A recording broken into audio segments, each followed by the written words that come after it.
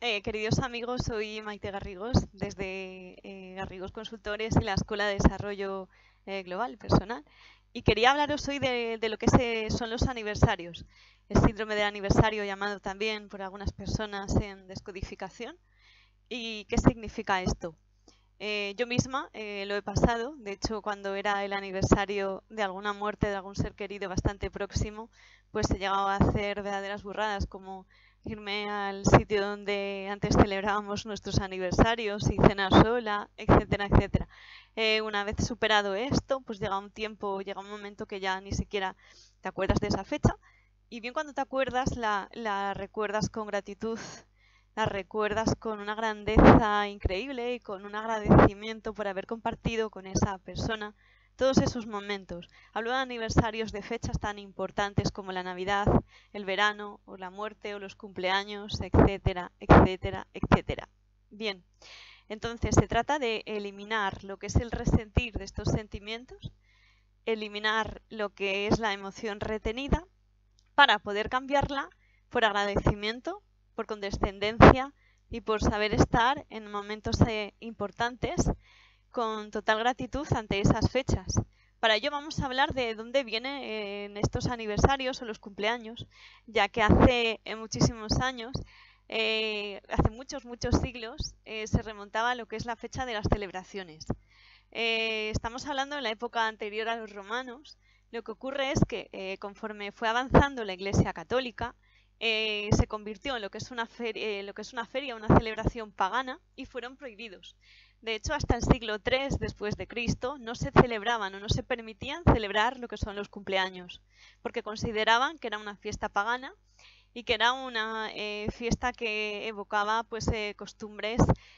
no regladas para lo que es la Iglesia Católica o judeocristiana en la que yo, por ejemplo, me he educado. Entonces, los historiadores de esta época, además podéis consultarlo en un montón de fuentes distintas, conmemoran luego lo que es el aniversario de Cristo, que coincide que es el día 24 de diciembre, como todos sabemos, y a partir de ahí, como sí que se celebra el aniversario de Cristo, pues parece una contradicción que la gente no empiece a celebrar sus propios aniversarios de nacimiento.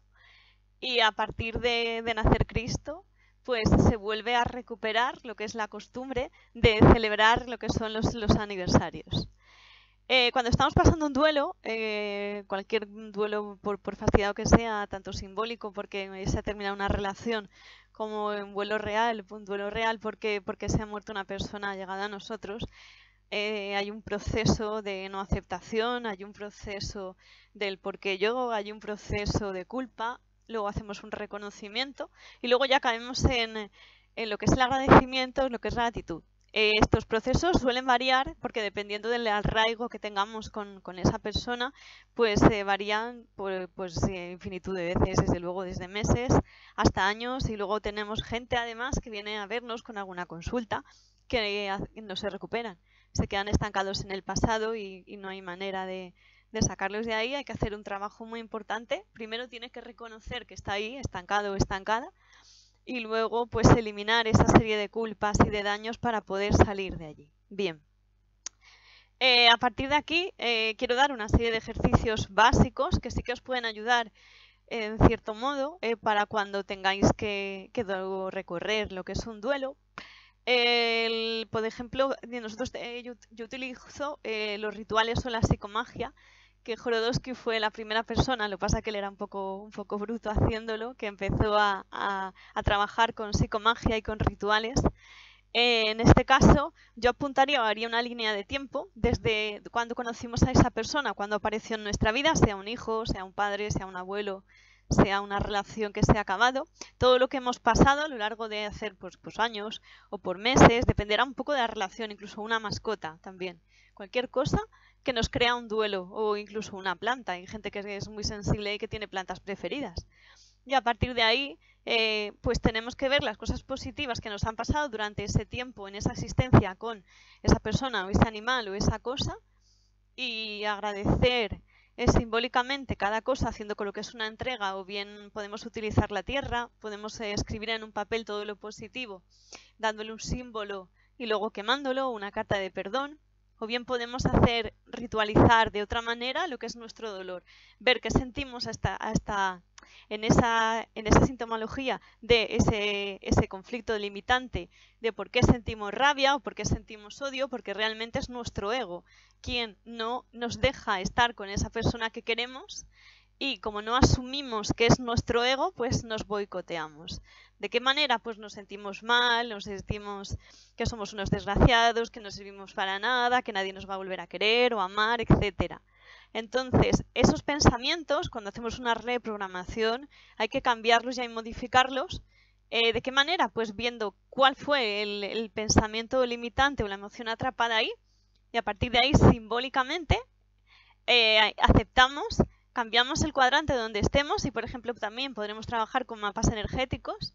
y podremos también trascender lo que son las cárceles de donde estemos detenidos en ese momento, para que llegue el momento de dejar de sentir cosas negativas o cosas limitantes o frustrantes ante una relación que se ha terminado, una persona que echamos de menos, un animal, un árbol, una mascota, etc. De este modo sí que podemos cambiar el resentir de las cosas,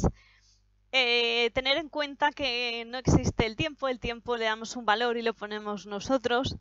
y cuánticamente no existe, obviamente, y dependerá de la relatividad con la que nosotros estemos acostumbrados a trabajar nuestro sistema de creencias, que somos nosotros mismos,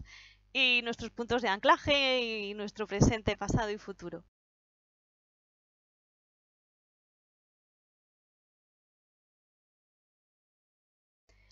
Ahora vamos a hablar de diferentes duelos en particular. Por ejemplo, si nosotros tenemos o hemos recibido o nos ha pasado que hemos tenido un aborto, por ejemplo, yo he estado muchísimos años en alguna asociación colaborando con gente que sin quererlo no han sido provocados, han tenido abortos, o gente que sí les los han provocado y luego esto les ha dado como correspondencia pues un duelo muy fuerte, una depresión muy fuerte y no sabían cómo achacarlo. Tenemos que hacer un ritual ante ese aborto que hemos tenido. ¿De qué manera? Pues durante un tiempo le ponemos, por ejemplo, de comer y de beber en una mesa con un platito al que hubiera sido nuestro hijo, nos despedimos de él con todo el amor de nuestro corazón. Le hacemos un pequeño entierro, simbolizándolo, por ejemplo, con un muñeco que compremos de alguna tienda, y los despedimos. Podemos hacer también un ritual escribiendo, dibujando lo que nosotros hacemos o representamos simbólicamente a lo que era nuestro hijo. Hablo de abortos como puedo hablar también de mascotas, como perros o como gatos. Siempre hay que hacer un ritual que simbolice que ha muerto, que se le entierra y que se le despide con honores y con dignidad. ¿Para qué? Para que a través de este despido de esta persona o de esta futura persona que teníamos toda la esperanza y que ha sido muy importante en nuestra vida, podamos ayudar a nuestro inconsciente a cambiar ese resentir, a aceptar lo que es esa muerte, que no existe la muerte, existen los cuerpos que tenemos en esta encarnación y que en el momento adecuado todos abandonamos porque somos espíritus eternos, y que dependerá del nivel de evolución de cada persona, pues volveremos o no volveremos, o estaremos encarnados en una parte o en otra, o en una existencia o en otra, en un tiempo, etcétera. Eso ya dependerá de cada persona, o cada esfera de evolución se elige. Pero es muy importante que sepamos eliminar ese resentir y cambiarlo por un amor incondicional llamado ágape, que ya sé que en esta época no se sabe lo que significa, de agradecimiento al universo por haber compartido con esa persona, con ese bebé, con esa mascota, con lo que sea, ese tiempo, aunque realmente no ha sido el tiempo que nosotros esperábamos, porque tener en cuenta que ahí juega un papel muy importante nuestro sentimiento interior que se llama ego. Gracias.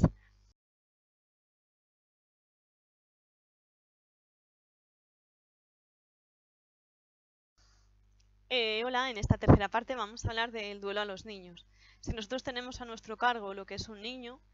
al cual ha tenido que enfrentarse a lo que es una muerte, bien de un ser querido, sea un padre, sea una madre, sea un abuelo, sea una mascota, bajo mi punto de vista y según toda mi experiencia, lo principal es no mentirle. Es decir, tienen que afrontar lo que es la situación de la mejor manera posible, hablarles con todo el amor de nuestro corazón, diciéndoles la verdad, que si su papá o su mamá están enfermos, o su abuelo, que les va a quedar poco tiempo de vida o que se han muerto o que han tenido un accidente, hay que darles la seguridad a los niños de que no les va a pasar nada, de que van a ser siendo muy queridos, de que su peligro no va a tener lo que es el futuro de ellos, que no va a peligrar ir a su colegio, su estancia, etcétera, y a partir de ahí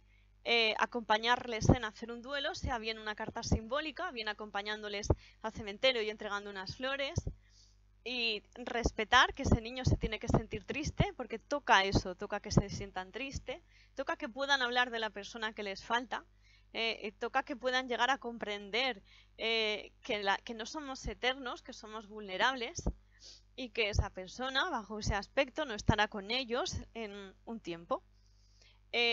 No hace falta traumatizar ni hacer ningún teatro, simplemente contar la verdad, contarla con equidad, con equilibrio con el corazón y siendo muy coherentes con nosotros mismos y con ellos. No olvidemos que los niños son los grandes protagonistas de nuestra vida, que ellos vienen a enseñarnos muchísimas cosas que son mucho más fuertes que nosotros y a la vez más vulnerables en cuanto a que se sientan engañados o mentidos. Puedo hablar de un duelo, puedo hablar de un divorcio, puedo hablar de una separación, puedo hablar de una muerte sobrevenida o puedo hablar de una muerte anunciada, porque hay un proceso de lo que es la maduración y el término de una enfermedad de un ser querido.